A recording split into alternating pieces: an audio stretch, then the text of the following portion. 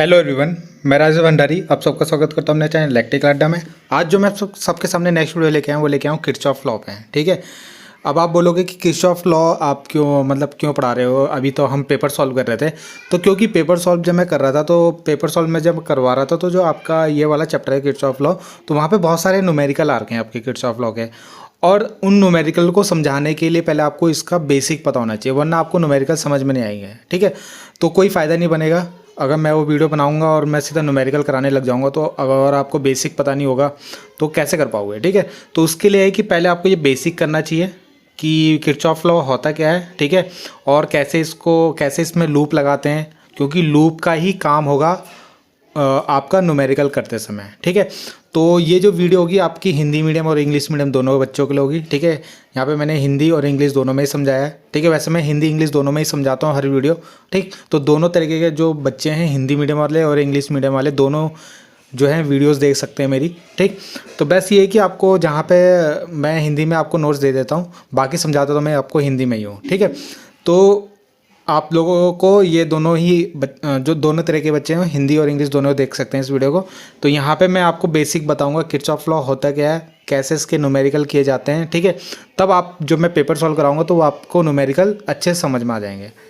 ठीक है, तो ये वीडियो आप लोगों के लिए बहुत इंपॉर्टेंट है, क्योंकि यहाँ से आपके 3 क्वेश्चन बनते हैं। 3 क्वेश्चन किस तरीके से बन सकते हैं, एक तो न्यूमेरिकल आपसे आ सकता है, थ्योरी में आ सकता है क्या कि किरचॉफ लॉ क्या होता है। ठीक है, व्हाट इज़ किरचॉफ लॉ। ठीक है, कितने इसके नियम होते हैं, कितने लॉ हैं, तो वो आ सकता है। और एक नंबर में पूछ सकता है कि जो फर्स्ट जो लॉ है यानी प्रथम नियम जो है उसको क्या बोलते हैं, तो उसको कंजर्वेशन ऑफ एनर्जी के मतलब किस पे डिपेंडेंट होता है, कंजर्वेशन ऑफ एनर्जी यानी आवेश संरक्षण पर निर्भर होता है। और जो दूसरा नियम है आपका, दूसरा लॉ जो है कंजर्वेशन ऑफ एनर्जी यानी ऊर्जा संरक्षण पे नियम पे आधारित है। तो ये एक नंबर में ये भी पूछा जाता है। ठीक, तो इसलिए बहुत इंपॉर्टेंट वीडियो है। तो सबसे पहले आपको वही क्वेश्चन ज़्यादा करने चाहिए जो आपके एग्जाम में आएंगे ही आएंगे। ठीक है, तो उनमें से ये टॉपिक है जिसमें से आपका 100% एक क्वेश्चन तो आएगा ही आएगा। ठीक है, तो देखते हैं आगे। तो यहाँ पे जो है पहला जो है यहाँ से स्टार्ट होगा आपका। तो पहला जो लॉ है आपका किरचॉफ लॉ, तो उसके अंदर जो पहला लॉ है आपका क्या है, पहला वो उसको हम करंट लॉ बोलते हैं या जंक्शन लॉ बोलते हैं। ठीक है, हिंदी में क्या बोलते हैं इसको, धारा नियम। ठीक है, क्या धारा नियम और या संधि का नियम, क्या बोलते हैं, संधि का नियम। ठीक है, संधि नियम। जंक्शन लॉ क्यों बोलते हैं इसको, संधि आपको पता है संधि किसे बोलते हैं, जंक्शन किसको बोलते हैं, ऐसा पॉइंट जहाँ पे बहुत सारी लाइनें मिल रही होंगी उसको जंक्शन ही तो बोलते हैं। जैसे आपका रेलवे में आपने सुना होगा जंक्शन, तो जहाँ पे बहुत सारी ट्रेनें आती हैं फिर वहाँ से बहुत सारी ट्रेनें जाती हैं। ठीक है, आती हैं और जाती हैं, तो उसको हम क्या बोलते हैं, जंक्शन बोलते हैं, संधि बोलते हैं। ठीक है, तो वैसे ही यहाँ पे भी होता है आपका, जो आप इलेक्ट्रिकल सर्किट पढ़ते हो ना, विद्युत परिपथ, तो वहाँ पर भी आपके जंक्शन होते हैं। जैसे आपने देखा होगा कि कोई पॉइंट होता है वहाँ पर बहुत सी तारें आती हैं और बहुत सारी तारें जाती हैं, तो जो पॉइंट होगा उसको क्या बोलते हैं, जंक्शन यानी संधि बोलते हैं। ठीक है, तो पहला लॉ जो है वो यही है, पहला नियम जो है वो यही है कि किसी जंक्शन पे यानी किसी संधि पे आने वाली करंट, मान लो ये करंट आ रही है I1 और ये करंट आ रही है आपकी I2, और जाने वाली करंट, सपोज एक करंट जा रही है I3, एक करंट जा रही है I4, ये हमेशा इक्वल होती है। जैसे मान लो आने वाली करंट एक है 2, एक दूसरी करंट है 8। ठीक, और I3 जो है वो है आपकी कितनी, 4, तो I3 जो होगी 4, तो I4 भी कितनी हो जाएगी, 4, क्योंकि आने वाली ये हो जाएगी 6, कितनी हो जाएगी 6, सपोज 6 ले लिया हमने। तो आने वाली करंट कितनी है हमारी, आने वाली है 8 और 2 10 हो गए, तो जाने वाली भी कितनी है 4 और 6 10, तो यानी जितनी करंट आएगी उतनी ही करंट आपकी जाएगी। तो यही आपका फर्स्ट लॉ है जिसको हम जंक्शन लॉ या करंट लॉ यानी धारा का नियम या संधि का नियम कहते हैं। और एक किस लॉ पे किस लॉ पे डिपेंडेंट है, conservation of charge, conservation of charge. ठीक है, किस पे, चार्ज पे यानी आवेश संरक्षण पे आधारित है। ये भी एक नंबर में पूछता है, आवेश संरक्षण पे। ठीक है, तो जैसे इसमें एक न्यूमेरिकल करवाया है मैंने, ये तो मैंने समझाया। जैसे I1 आ रही है, I2 भी आ रही है, I3 भी आ रही है, तो इनको मैंने प्लस में लिखा, देखो I1 plus I2 plus I3, और जाने वाली करंट कितनी है I4 और I5, तो उनको मैंने माइनस में लिखा। ठीक। अगर मैं इन सबको जोड़ूंगा ना तो कितना होगा, ज़ीरो। क्या होगा, ज़ीरो। जैसे सपोज यही तो थ्योरी में आपको लिखना है कि अभी तो मैंने बताया इक्वल होता है, आप उसे इक्वल लिखो या दोनों को जोड़ दो, जीरो नहीं होगा। जैसे अभी मैंने एक एग्जांपल कराया, 10 करंट आ रही थी और 10 ही करंट जा रही थी, तो अगर मैं इसको प्लस में लिखूं आने वालों को और जाने वालों को माइनस में, तो टोटल आंसर कितना होगा, ज़ीरो। ठीक है। तो वैसे ही मान लो यहाँ से I2 जो करंट आ रही है आपकी, मान लो 2 आ रही है, I3 करंट आ रही है आपकी 5, और I1 मान लो 5 आ रही है, I2 2 आ रही है और I3 आपकी 3 आ रही है। ठीक। तो I4 में जाएगी सपोज 5, और I5 में भी सपोज 5 जा रही है ना। तो टोटल अगर हम देखें तो आने वाली करंट को अगर मैं प्लस लिखूं तो आने वाली करंट कौन सी, एक प्लस है, एक +2 है और एक +3 है, और जाने वाली करंट कितनी है, माइनस लिखते हैं 5 और -5, तो टोटल आंसर कितना होगा, ज़ीरो होगा ना। देखो ये प्लस करोगे तो 10 हो जाएगा, और इन दोनों को भी प्लस करोगे तो 10 होगा, तो 10 - 10 कितना होगा, ज़ीरो। ठीक है। तो ये भी बोल सकते हैं कि जितनी करंट आएगी उतनी ही करंट जाएगी, या अगर आप उनको सबको ऐड करोगे तो उनका सम कितना होगा, ज़ीरो। तो डेफिनेशन में ये लिखा हुआ है, the amount of current flowing in a junction is equal to the sum of current flowing out of it. ठीक है। तो इन सब का सम निकाल रखा है यहाँ पे, और ये आप इनको इक्वल में भी लिख सकते हो, I1 + I2 + I3 = I4 + I5। ठीक है। और जो हिंदी मीडियम वाले हैं उनके लिए यह है कि किसी विद्युत परिपथ में सभी धाराओं का जो बीजगणितीय योग होता है वो शून्य होता है। जैसे मैंने अभी बताया, अगर आने वाली +10 है तो जाने वाली अगर -10 है, तो उनको जोड़ोगे तो कितना आएगा, ज़ीरो होगा। ठीक है। तो आपका, तो यहाँ पे देखते हैं हम किस तरीके के न्यूमेरिकल आते हैं। तो अगर आप ये वाला क्वेश्चन देखो तो आने वाली करंट कितनी है, I1 5, तो प्लस का 5 लिख देते हैं। एक दूसरी करंट आ रही है वो 6, तो उसको प्लस का 6 लिख लेते हैं। एक I3 करंट है वो जा रही है, देखो, तो उसे लिखते हैं माइनस का 4 है ना, 4 जा रही ना। और I4 की वैल्यू आपको निकालनी है, तो I4 को I4 रखो कि कितनी करंट होगी I4 = ज़ीरो। यही मैंने बताया था आपको, आने वाली जो आने वाली है उनको प्लस में लिखो, जो जाने वाली है उनको माइनस में लिखो। सर इसको माइनस में लिखेंगे। ठीक है। I4 भी जा रही है ना, I4 भी क्या है आपकी, ये जा रही है, देखो I4 करंट जा रही है ना, तो इसको भी माइनस में लिखेंगे। ठीक है। और एक I3 भी जा रही थी, तो इसको भी मैंने माइनस में लिखा, तो इक्वल टू कितना हो गया, ज़ीरो। ठीक है। 6 5 कितने होंगे, 11, -4 माइनस का I4 = ज़ीरो। 11 में से 4 गया तो कितना बचेगा, 7। ठीक है। तो माइनस का I4 = कितना हो गया, 7 हो जाएगा, तो माइनस का 7 बनेगा, माइनस से माइनस कट गया, तो I4 की वैल्यू कितनी आ गई, 7। ठीक है। तो ये तो आपको कैलकुलेशन करके दिखाना है आपको। अगर मैं आपको शॉर्ट में दिखाऊं तो शॉर्ट में कैसे करोगे आप, सिंपल है। देखो 5 आ रही है और एक 6 आ रही है, तो टोटल कितना हो गया, 6 5 11 हो गई। ठीक है। 11 करंट आपकी आ रही है, तो एक जगह आपकी 4 जा रही है, कितनी जा रही है, 4, तो दूसरी जगह कितनी जाएगी, आपको पता है 11 में से 4 माइनस कर दो तो कितना बचेगा, 7, है ना। तो 4 यहाँ जाएगी तो यहाँ कितनी जाएगी आपकी, 7 ही जाएगी। जब यहाँ 4 जा रही है तो यहाँ कितनी जाएगी, 7, तभी तो 11 होगा ना। जब 11 करंट आ रही है तो 11 ही क्या होगी, जाएगी भी। तो इस तरीके से न्यूमेरिकल आता है, बहुत सिंपल सा। ठीक। नेक्स्ट क्वेश्चन देखते हैं।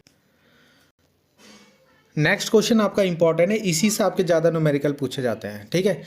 तो ये स्टेटमेंट क्या बोलता है, जिसको हम वोल्टेज लॉ बोलते हैं, क्या बोलते हैं, वोल्टेज नियम भी बोलते हैं इसको हिंदी में। ठीक है। वोल्टेज नियम, क्या बोलते हैं, वोल्टेज नियम लिखते हैं इसको। ठीक है। या इसको लूप नियम भी बोलते हैं, क्या, लूप, क्योंकि यहाँ पे हम लूप लगाएंगे। ठीक है। लूप नियम, लूप लॉ भी बोलते हैं इसको, लूप लॉ। तो इसमें क्या करना होता है आपको कि जैसे हम कोई भी लूप लेंगे, कोई भी, पहले सबसे पहले हम एक क्लोज सर्किट लेंगे, क्या लेंगे, क्लोज।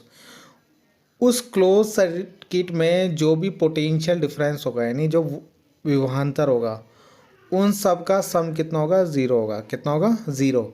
जैसे मान लो यहाँ पे एक रजिस्टेंस लगा हुआ है, एक रजिस्टेंस आपका यहाँ पे लिखा हुआ है। ठीक है। मान लो ये यहाँ से आपकी कितनी आ रही है, दोबारा बनाता हूँ मैं इस सर्किट को। देखो सपोज आपका एक बैटरी लगी हुई है, ठीक है, और ये है 2 रजिस्टेंस लिखे हुए। आप सपोज यहाँ से दे रहे हो 10 वोल्ट, कितना दे रहे हो, 10 वोल्ट। तो यहाँ पे जो वोल्टेज होगा V1, ले लेते हैं इसको R1 में। ठीक है।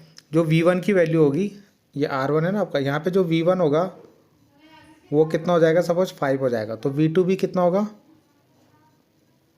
5 होगा। कितना होगा 5, क्योंकि आप यहाँ से 10 दे रहे हो ना, तो यहाँ भी कितना होगा, जो दोनों में होगा वो भी कितना होगा 10 ही होना चाहिए, तो 5 + 5 होगा। ठीक है, तो यही ये लूप बोलता है कि जो पोटेंशियल डिफरेंस होगा वो क्या होगा आपका इक्वल होगा। यानी जैसे अगर आप इसको प्लस का 5 लो तो ये दोनों कितना होंगे माइनस के 5 होंगे। कितना होंगे प्लस का 10 और ये दोनों जो होंगे माइनस के 5 होंगे, तो आंसर कितना आएगा 0 होगा।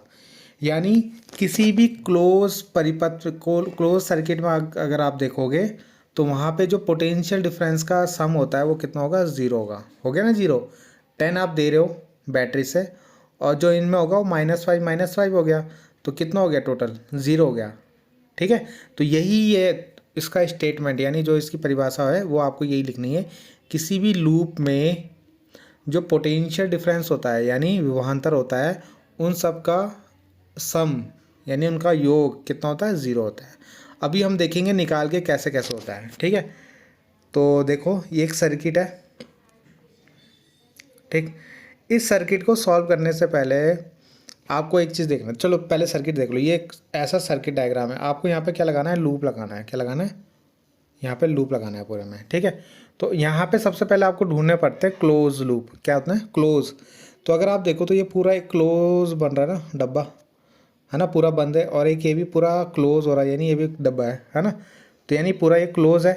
तो इनमें आप क्या लगा सकते हो, देखो यहाँ पे अगर मैं देखूँ तो टोटल 3 लूप बन सकते हैं। एक ये डब्बा बन रहा है क्लोज हो रहा है, एक ही हो रहा है, दो तो ये दिख ही रहा है आपको, और तीसरा हो रहा है बाहर बाहर।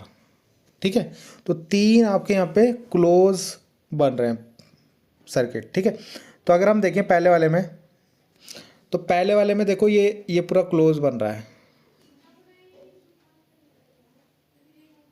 ठीक है, तो सबसे पहले हम यहाँ पे लूप लेंगे। क्या लेंगे लूप, लूप का मतलब डायरेक्शन। तो देखो यहाँ से अगर मैं देखूँ तो मेरा लूप एक जो मैंने इसमें ले रखा है वो मैंने ऐसे ले रखा है, ऐसे। ठीक है, आप इसको ऐसे भी लिख सकते हो, आपकी मर्जी है ना। मैंने ऐसे ले रखा है, आप इसको ऐसे भी लिख सकते हो। ठीक है, उसी हिसाब से आपको वैल्यू चेंज कर देनी है, आंसर सेम आएगा। तो अगर मैं देखूँ तो मैंने जो लूप लिया है वो लिया है मैंने कि मैं पहले जाऊँगा यहाँ से इधर, यहाँ से जाऊँगा इधर, फिर यहाँ से जाऊँगा इधर, फिर यहाँ से जाऊँगा इधर और फिर यहाँ से जाऊँगा इधर। तो इस तरीके से मैं क्लोज लूप लूँगा। ठीक है, अब इसमें ये याद रखना जो मेरा लूप है, अगर मैं लूप में चल रहा हूँ, सपोज लूप में मैं चल रहा हूँ। ठीक है, और चलते चलते यहाँ पे एक बैटरी पड़ गई जिसका पहले क्या है पॉजिटिव टर्मिनल फिर नेगेटिव टर्मिनल। जैसे ये है बैटरी का पॉजिटिव है बड़ा डंडा और ये छोटा डंडा नेगेटिव। तो अगर मैं यहाँ से लूप लेके लूप से मैं आ रहा हूँ, अगर मैं आ रहा हूँ और पॉजिटिव पहला आ रहा है तो उसको मैं माइनस में लिखूँगा। क्या मैं लिखूँगा माइनस में। ठीक, सेकंड चीज़, अगर मैं आ रहा हूँ लूप, मेरा लूप आ रहा है और बैटरी का नेगेटिव पहले पड़ रहा है, अगर मान लो लूप आ रहा है और बैटरी का जो है नेगेटिव छोटा वाला पहले पड़ रहा है और बड़ा वाला बाद में, जैसा आपको यहाँ पे दिख रहा होगा, तो उसको मैं लिखूँगा पॉजिटिव में। क्या मैं लिखूँगा पॉजिटिव में। ठीक, अगला, तो अगर हम रजिस्टेंस की बात करें, मान लो ये मेरा रजिस्टेंस है। ठीक है, और इसमें मेरा लूप इधर की तरफ चल रहा है और इसमें करंट भी इधर की तरफ भी चल रही है, यानी लूप की दिशा भी यही है ना, और करंट की डायरेक्शन भी इधर ही है। ठीक, तो उसको मैं लिखूँगा क्या है मैं माइनस में। माइनस का कितना लिखूँगा आई आर, कितना लिखूँगा माइनस का आई आर, यानी वहाँ पे जो करंट और रजिस्टेंस होगा इन दोनों की मल्टीप्लाई करोगे तो वोल्टेज मिलता है ना, V इक्वल टू क्या होता है आई आर, तो उसको लिखूँगा मैं माइनस का आई आर। ठीक है, और अगर मेरा कोई रजिस्टेंस है उस पर करंट चल रहा है इधर और लूप चल रहा है इधर, यानी दोनों विपरीत है एक दूसरे के, अपोजिट है, तो वहाँ पे जो मैं V इक्वल टू लिखूँगा ना I इंटू आर लिखूँगा। क्या लिखूँगा I इंटू आर। मान लो ये आर है ना यहाँ पे, तो I और R की जब मैं मल्टीप्लाई करूँगा तो इसको प्लस में लिखूँगा। क्या मैं लिखूँगा प्लस। तो यही आपको ध्यान देना है इसमें प्लस और माइनस, इसलिए मैं ये करवा रहा हूँ आपको, वरना मैं अगर न्यूमेरिकल कराता तो आपको समझ में नहीं आता कि प्लस माइनस कहाँ हो रहा है। ठीक, अब मैं लूप निकालना सिखाता हूँ आपको। क्या लूप कैसे निकालते हैं, लगाते हैं मतलब। अगर मैं पहले वाले की बात करूँ, इस वाले की, ठीक, तो कैसे कैसे मैंने ये लूप लगाया फर्स्ट वाला, ये देखना। ठीक है, लूप मैंने कैसे लगाया, तभी आप इसके न्यूमेरिकल कर पाओगे वरना नहीं कर पाओगे। ठीक है, तो देखो सबसे पहले मैंने लूप लिया, मैं यहाँ से जाऊँगा इधर, किधर मैंने बताया था ना, मैं यहाँ से यहाँ जाऊँगा, फिर यहाँ जाऊँगा, फिर यहाँ जाऊँगा, फिर यहाँ जाऊँगा। ठीक, तो देखो सबसे पहले जब मैं यहाँ गया इधर की तरफ, तो इस वाली देखो ये ना करंट आपको पहले से बना के दी होगी या आप खुद बना लेना, ठीक है। बैटरी है ना, बैटरी, तो बैटरी का प्लस है तो प्लस से करंट जाएगी, तो करंट से जब यहाँ से जाएगी तो ऐसे जाएगी करंट, है ना। I1 देखो मैंने बना रखा है, तो यानी R1 में कौन सी करंट है आपकी, I1 करंट है। कौन सी, I1, जो आपका R1 है ना यहाँ पे ऐसे, तो इसमें करंट कहाँ है, इधर की तरफ जा रही है, ठीक है।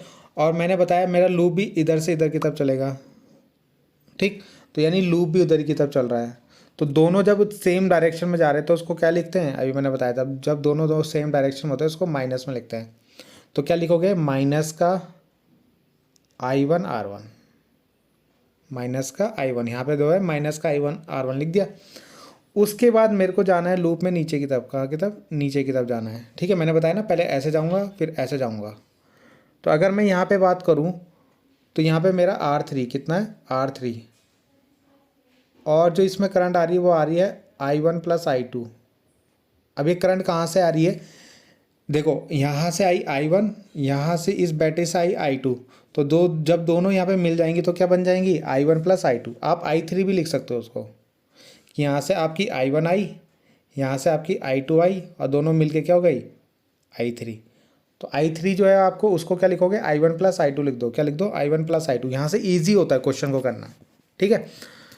तो अगर आप देखो तो R3 में जो करंट है वो नीचे की तरफ है, और जो मेरा लूप है मैंने बताया मैं ऐसे और ऐसे चलूँगा नीचे की तरफ, लूप भी कहाँ की तरफ आएगा, नीचे की तरफ आएगा। दोनों सेम डायरेक्शन में है ना, तो जब भी दोनों सेम डायरेक्शन में होते हैं तो उनको क्या में लिखते हैं, माइनस में लिखते हैं। तो इसको भी माइनस का माइनस लगाओगे, करंट क्या है आपकी I1 I2, यानी माइनस का I1 प्लस I2, ठीक है। और रेजिस्टेंस कितना है वहाँ पे, I3। तो ऐसे लिखोगे, यहाँ पे लिख दिया, ठीक। अब जो लूप है वहाँ से, अब लूप में यहाँ से इधर की तरफ आएंगे, यहाँ पे तो कुछ है नहीं तो यहाँ पे कुछ होगा नहीं, यहाँ पे पड़ेगा बैटरी। अब जब यहाँ पे आप जा रहे हो तो बैटरी का नेगेटिव पहले पड़ रहा है और फिर पॉजिटिव पड़ रहा है, नेगेटिव और पॉजिटिव, है ना, छोटा वाला नेगेटिव। तो मैंने बताया था जब लूप में नेगेटिव पहले पड़े तो उसको क्या में लिखोगे, पॉजिटिव। तो E1 की वैल्यू क्या लिखोगे, यहाँ पे E1 को पॉजिटिव में लिखा हमने, क्या लिखा, प्लस में लिखा, ठीक है। तो इस तरीके से मेरा यहाँ पे पूरा लूप लग गया। फिर मैं यहाँ पे वापस आ जाऊँगा, ठीक है। यहाँ से गया पहले इस पे, फिर इस पे, और फिर ये बैटरी आई। तो ये तीन चीज़ मेरे को इस लूप में मिली और तीनों को मैंने लिख दिया। उसके बाद आप इसको ऐसे रहने दो और इन दोनों को इधर ले जा लो, तो ये दोनों प्लस में बन जाएंगे, ठीक है। इस तरीके से मेरा फर्स्ट लूप लग गया। सेकेंड लूप भी आप इसी तरीके से लगाओगे। अब की बार मैंने सेकेंड लूप ऐसे ले रखा है, ठीक है। आप इसका अपोजिट भी ले सकते हो, ऐसे, यानी मैं जाऊंगा, लूप जो जाएगा मेरा, पहले मैं जाऊंगा ऐसे, फिर ये ऐसे, फिर ऐसे, और फिर ऐसे वापस, ठीक है। तो देखते हैं, देखो मेरा लूप R2 जो है, लूप जा रहा है मेरा ऐसे इधर की तरफ, है ना। मैंने लूप कैसे लेगा, मैंने बोला मैं ऐसे जाऊंगा, और यहाँ पे जो करंट आ रही है वो करंट कैसे आ रही है, करंट आ रही है ऐसे। देखो I2 कहाँ की तरफ आ रही है, इधर की तरफ आ रही है ना, और मैं जा रहा हूँ इधर की तरफ, ठीक। तो दोनों विपरीत है ना, एक दूसरे के अपोजिट है। तो अपोजिट वाले में क्या होगा, मैंने अपोजिट वाले में बताया आपको, प्लस का लिखेंगे। तो यहाँ पे जो I2 R2 जो होगा प्लस का लिखोगे, ठीक है। तो I2 R2 देखो मैंने प्लस का लिखा हुआ है, ठीक। इतना समझ में आ गया। फिर जब मैं यहाँ से नीचे आऊँगा तो बैटरी आएगी, बैटरी का कौन सा पहले पड़ रहा है, प्लस, फिर माइनस। तो जब बैटरी का प्लस पहले पड़े और माइनस बाद में पड़े तो उसको माइनस में लिखेंगे। तो माइनस का E2 लिख दिया मैंने यहाँ पे, ठीक है। उसके बाद जब आप यहाँ से आओगे वापस, तो यहाँ पे देखो R3 में जो करंट आ रही है वो नीचे की तरफ आ रही है, कौन सी, I1 प्लस I2 आ रही है। और मेरा लूप यहाँ से देखो ऊपर की तरफ जा रहा है, लूप जा रहा है मेरा ऐसा ऊपर की तरफ, ठीक। तो जब भी अपोजिट होते हैं दोनों तो क्या में लिखते हैं, प्लस में। तो इसको प्लस में कैसे लिखूँगा, प्लस का I1 I2 ब्रैकेट में R3, ठीक है। तो यहाँ पे आपको दिख रहा होगा प्लस का लिखा हुआ मैंने, देखो, ठीक है। तो उसके बाद E2 को इधर ले जाओ और इन दोनों को यहीं रहने दो, तो ये इक्वेशन बन गई हमारी, ठीक। तो इस तरीके से मैंने पहले लूप और सेकंड लूप लगा दिया। आप तीसरा लूप खुद से लगाना। आप गए यहाँ से ऐसे, फिर ऐसे, फिर ऐसे और ऐसे वापस आना है आपको।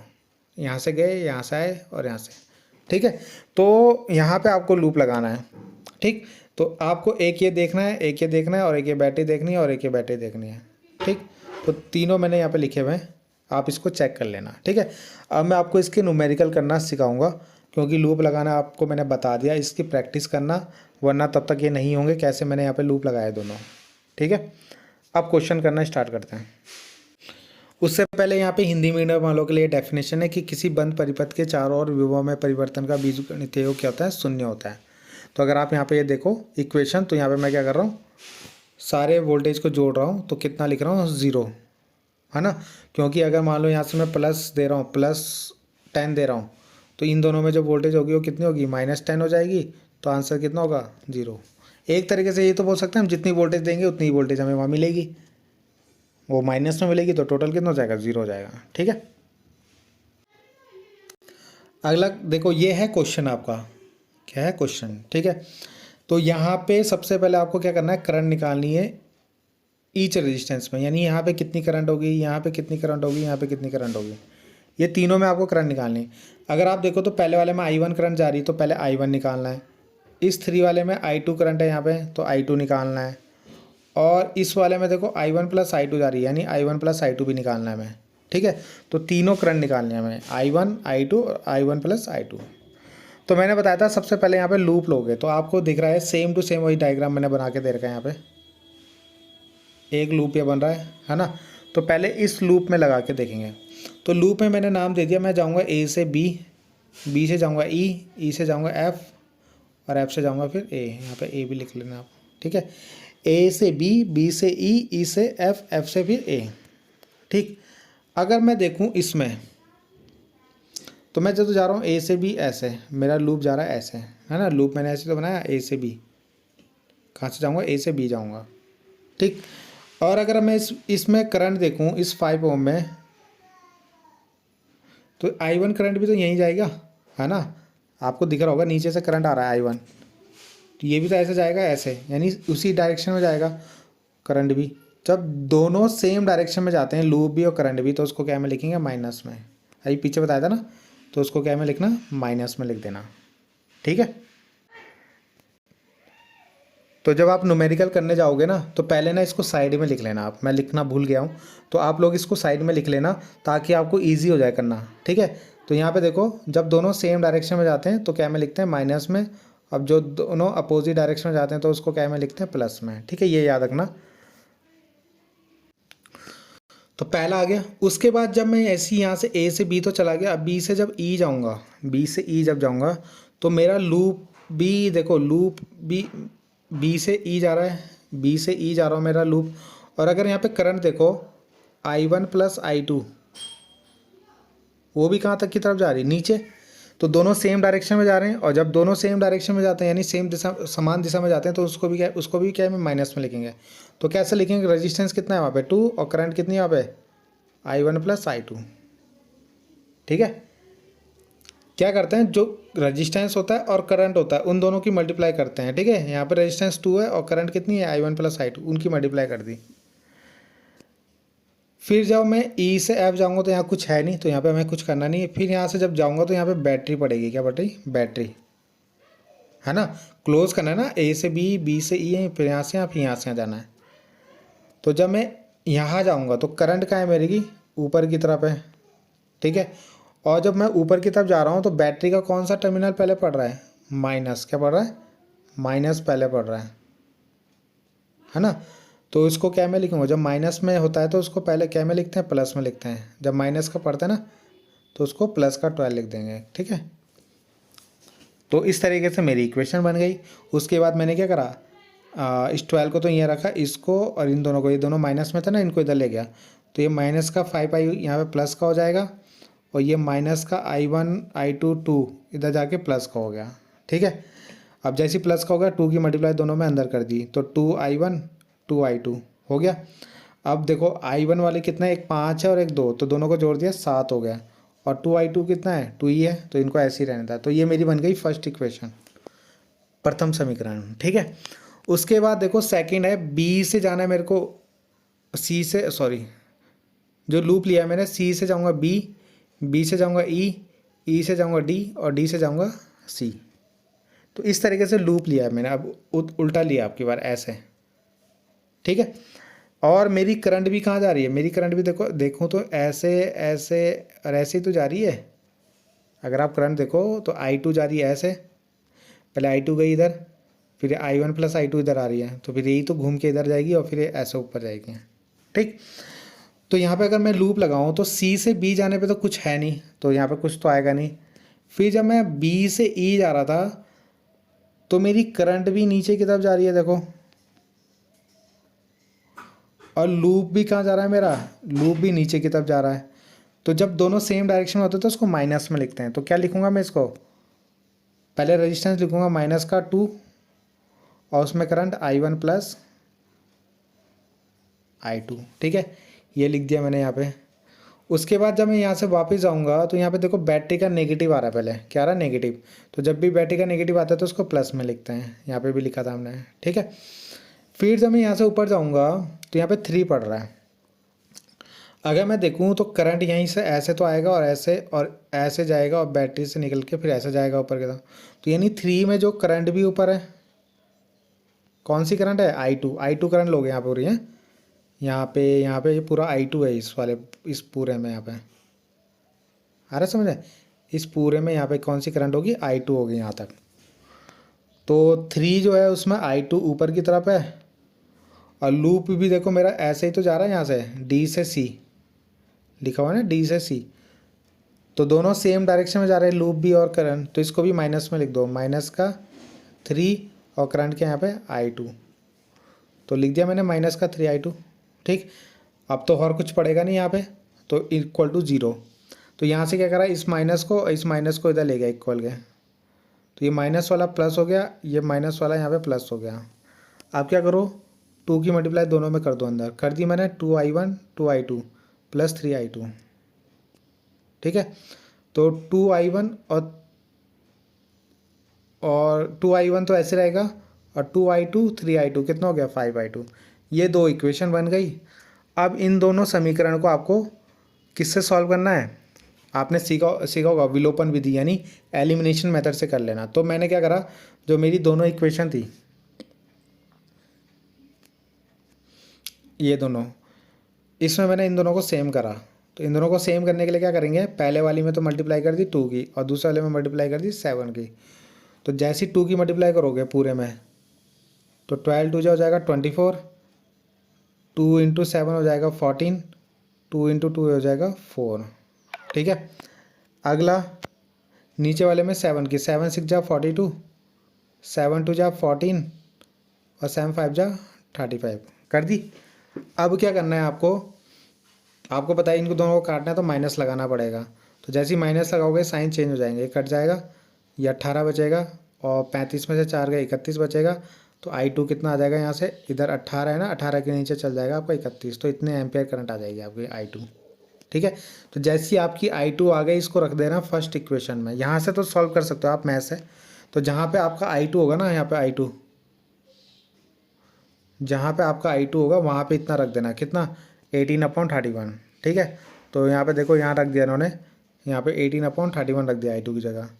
उसके बाद इन दोनों की मल्टीप्लाई करी तो ये बना, उसके बाद इसको इधर लेके 12 के साथ, तो इधर माइनस करेंगे। इधर माइनस करने के लिए आपको एलसीएम लेना पड़ेगा, 31 की 12 से मल्टीप्लाई करी तो ये बनेगा 372, और उसके बाद -31/31 लिख दिया।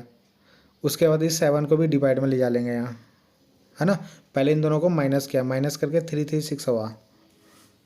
उसके बाद क्या गया, तो 7 को भी डिवाइड में ला गया, तो 7 से मैंने इसको काटा 336 को, तो कितना हुआ 48, तो 48/31 आ गई हमारी I1। 2 करंट तो आ गई, तीसरी करंट मैंने बोला था I1 प्लस I2 निकालना है आपको, है ना, जो बीच वाला रेजिस्टेंस आपका। तो इसलिए जो आपकी I1 और I2 पर आई थी उन दोनों को जोड़ देना, यहाँ पे दोनों को जोड़ दिया तो I1 प्लस I2 आ गई, ठीक है। इस तरीके से आपका ये न्यूमेरिकल कंप्लीट हो गया। तो इसमें मैंने आपको इनकी थ्योरी, न्यूमेरिकल और 1 नंबर वाला की जो पहला नियम होता है कंजर्वेशन ऑफ एनर्जी चार्ज यानी आवेश संरक्षण, और दूसरा वाला कंजर्वेशन ऑफ एनर्जी यानी ऊर्जा संरक्षण पर कार्य करता है, ठीक है। तो बाकी मिलते हैं नेक्स्ट वीडियो में। ये इंपॉर्टेंट वीडियो है, इनको कर लेना क्वेश्चनों को, ठीक है। तो थैंक यू।